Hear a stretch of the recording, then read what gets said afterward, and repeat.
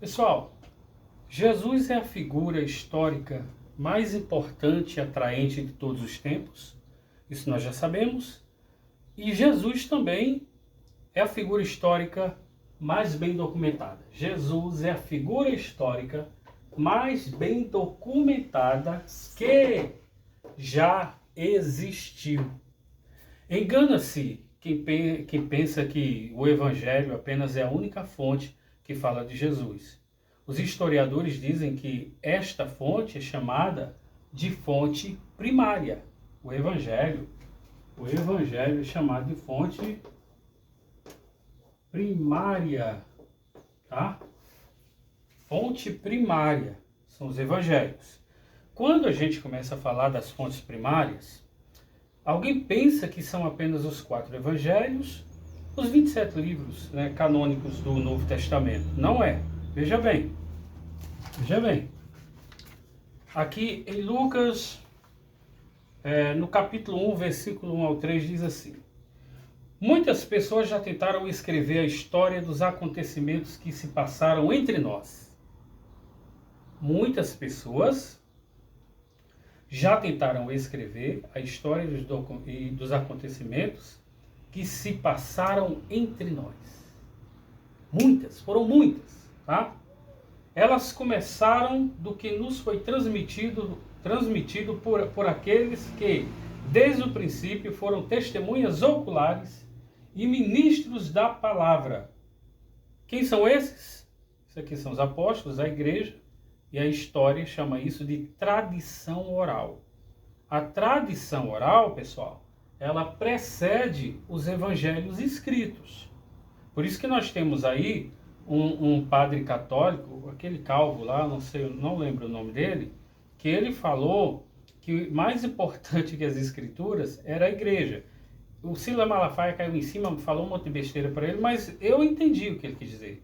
Por que a igreja é mais importante? Porque a palavra, os evangelhos, propriamente, o grafê grego, né, que quer dizer escrita, só passaram a existir, as escritas, os evangelhos, depois que a tradição oral transmitiu. E os evangelhos não eram chamados de evangelhos, os evangelhos eram chamados de memórias apostólicas, tá? Continua aqui, depois eu vou falar mais sobre isso. Foram testemunhas oculares, olha aqui, tradição oral, tá? E ministros da palavra. Assim sendo, após fazer um estudo cuidadoso de tudo que aconteceu desde o princípio, também eu decidi escrever para você uma narração bem ordenada, que é Lucas que está dizendo. Lucas disse o quê? Fiz um estudo cuidadoso, minucioso. Ele teve a cautela. Lucas fez um verdadeiro papel de um historiador, que é aquele que pesquisa, aquele que vai atrás, aquele que reúne fontes, tá? Então muitas coisas foram faladas. Veja aqui, ó.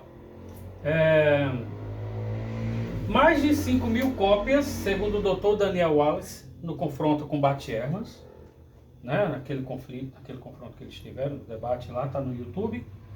O Daniel Wallace falou que há mais de 5.000 cópias, e agora já fizeram as contas aí, também está com ele, está dizendo isso também, que vai para mais de 20.000 cópias, tá?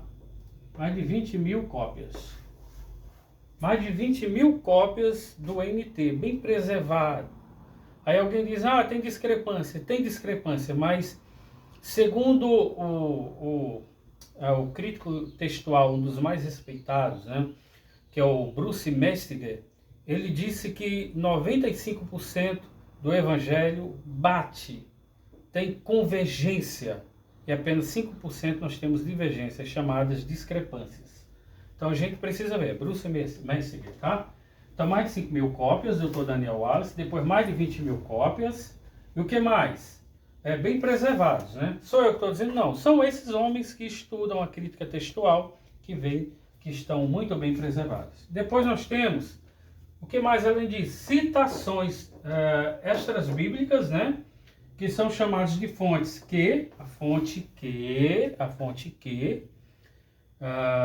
porque nos tempos dos apóstolos, né, que são conferidos a eles, a Mateus, Lucas e João, os respectivos evangelhos, Antes deles, nós tínhamos apenas o Evangelho de Marcos, que foi precedido pela primeira carta de Paulo aos Tessalonicenses, que é o primeiro documento neotestamentário, tá? Que foi em 48, melhor dizendo. Aí depois nós tivemos o Evangelho de Marcos, no ano 68 a 70. Mas a fonte Q, segundo os pesquisadores, precede o Evangelho de Marcos. São muitas coisas, né? Porque nós temos, por exemplo, no Evangelho de Lucas e de Mateus, que não encontramos no Evangelho padrão, que é o de Marcos. Então eles dizem que isso aqui veio da fonte Q. Que, se não estou enganado, é Quelle, que é uma palavra germane, né? Alemão, palavra alemã, para mostrar a fonte Q, tá? Depois nós temos a fonte L, que também foi base de pesquisa, plataforma de apoio, de busca, de pesquisa para Lucas. Por isso que aqui nós temos em Lucas muitas parábolas e outras passagens que não encontramos nos outros evangelhos sinóticos.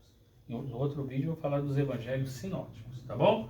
Aí depois nós temos a fonte L e M, que foram mais buscadas, apreciadas, tanto por Lucas como por Mateus. Então tem muita coisa sobre Jesus. Não é tão assim, rasinho como as pessoas falam, tá?